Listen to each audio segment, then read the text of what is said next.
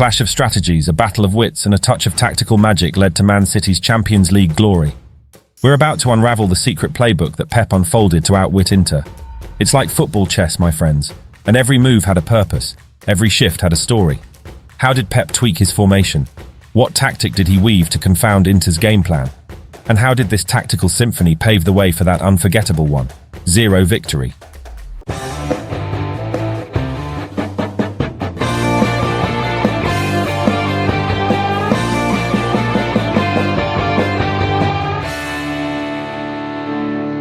Accompany us as we dissect this in today's video.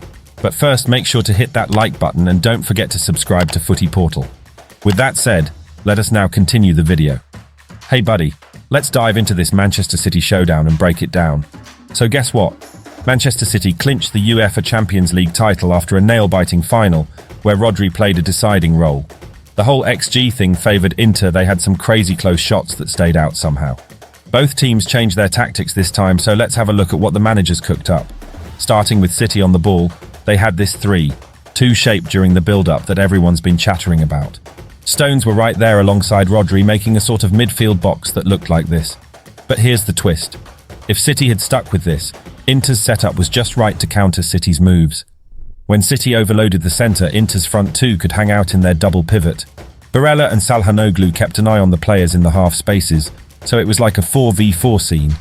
So Pep had a brainwave and changed things up a bit. Still, he had the back three during the build-up, but now Rodri was like a solo pivot. De Bruyne moved out wider on the left, Stones took on a role like an 8 on the right, and Gundogan was the attacking mid. When De Bruyne got injured, Foden stepped in and took that attacking mid spot, while Gundogan moved to the left. So City played with a 3-4-3 diamond, which kinda reminded us of Johan Cruyff's style. Check it out. They formed a diamond with the usual back three, and De Bruyne and Stones got wider. Why did they do this, you ask? Well, the idea was that since Inter was crowding the centre, Stones and Gundogan could chill out on the sides, sort of like outlets. But hold on, Inter's defence was on point during the final. Barella and Çalhanoğlu stayed disciplined, closing down players when needed.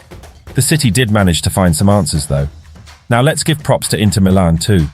They pressed aggressively, so we didn't see Dzeko and Martinez hanging back much. Instead, Martinez would press Akanji on the left, and Dzeko would close down Diaz. Barella was all over the place, shifting up and down, putting pressure on Ake when he received the ball. That way, City's centre-backs couldn't catch their breath and had to play at Inter's pace. Sometimes Inter's shape forced them to be cautious. If the wide centre-backs pushed forward, it created an overload against Inter.